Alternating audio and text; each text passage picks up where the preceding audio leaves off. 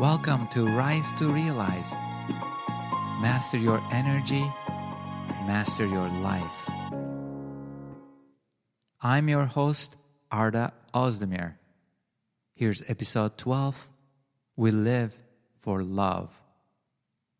It was a spring evening in Istanbul, about 35 years ago, when my dad invited me to a business dinner he was planning to have with one of his clients from Germany. I was 15. The reason for the invitation was that I spoke German. I was going to a German high school in Istanbul, and I guess my dad wanted me to practice my German. The dinner was normal, usual business dinner. The conversations were not that interesting for a teenager like me. So I was getting bored. But something happened that woke me up. Our guest, the German businessman, posed me a question that no one had asked me until then. Arda, hast du dich verliebt? Which meant, have you ever been in love? I was like, what? What kind of question is that for a teenager? And I want to say, ja, but natürlich, Herr Schneider. Yes, but of course, Mr. Schneider. But I didn't. Instead, I said, nein, niemals. No, never.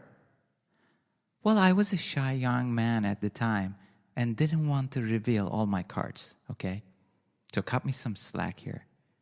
And also, I was a little bit of a philosopher then. I had a constant debate going on in my head about love. What love really meant. Seriously, when do you think one falls in love?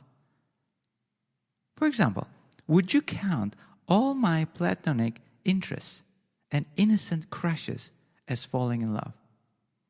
Or do you think I need to have a deep connection with a soulmate to prove you that I've fallen in love?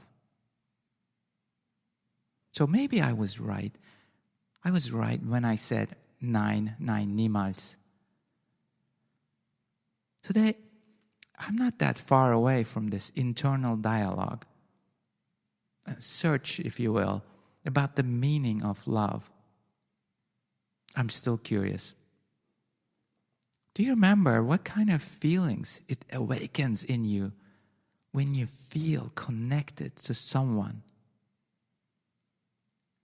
The feelings of belonging and bliss of unity of two souls, two energies coming together. It's such an intoxicating sensation of mental, emotional, and physical chemistry, isn't it? I know, we all know that bliss. And also we all yearn for it. Yes, let's admit it. We all live for love. But don't you agree, even though it's sometimes painful to experience the endings of such beautiful beginnings, the depths of love are worth exploring. How vulnerable it is to dive into love without thinking. And just imagine being immersed in the welcoming arms of your love and gradually becoming one with the beloved. And why is it so vulnerable? Why is it so hurtful when it ends? Maybe in all of its bliss, love also, hear this, love also makes us lose ourselves. I'm talking about self-abnegation. Completely losing oneself in the other. And if we are not careful, it creates this codependency. It becomes our lifeline. Our being depends on our beloved. Whether we fall in love or out of love, we just have to realize our own essence, I think. Maybe that could be our anchor that will ground us in the times of despair. Do we really know who we are? What our values are? What our nature is? In my experience, the better I understood myself, deeper connections I felt in my relationships, romantic or friendship. And I've always wondered why that is the case. Maybe it's because I know myself. So what does that mean?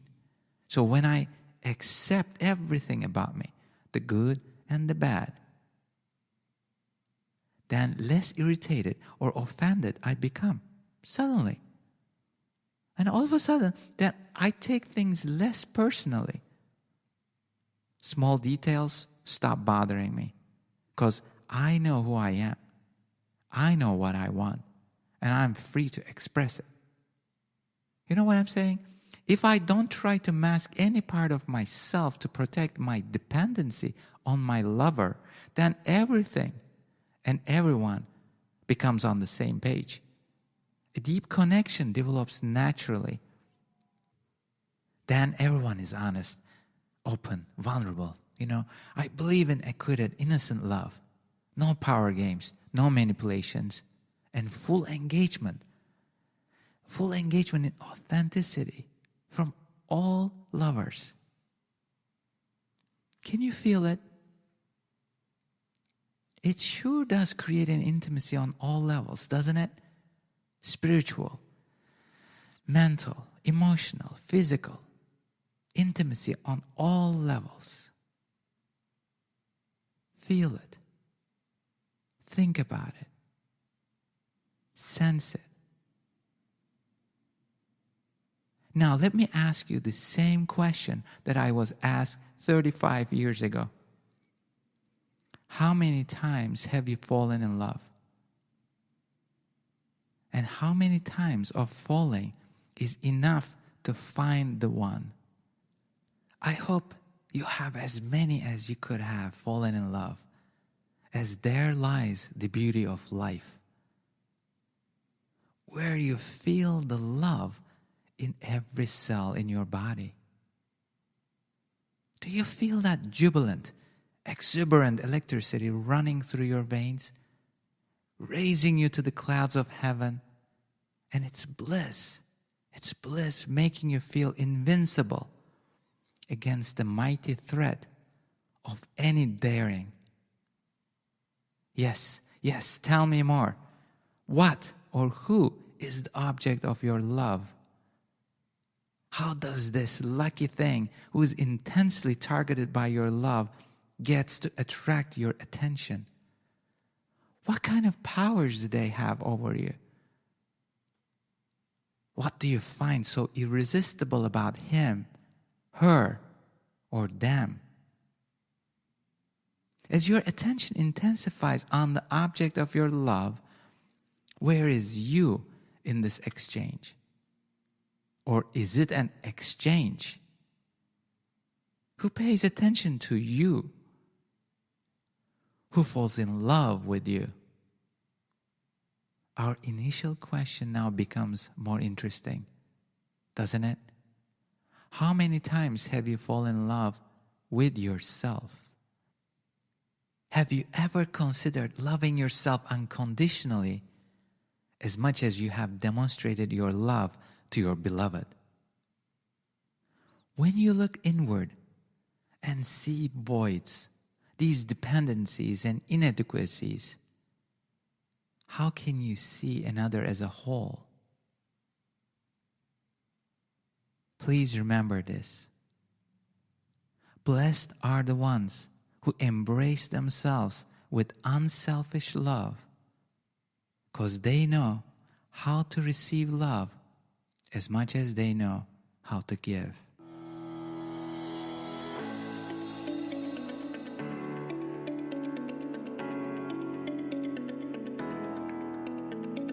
Thank you for listening for another empowering episode of Rise to Realize.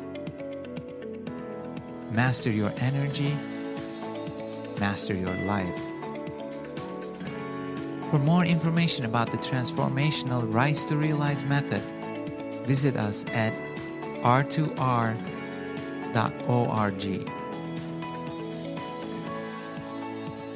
When you feel ready to change your life and find your purpose along with love, joy, and fulfillment, please call 650-479-1741 or email info@r2r.org to schedule your individual empowerment session towards mastery of life.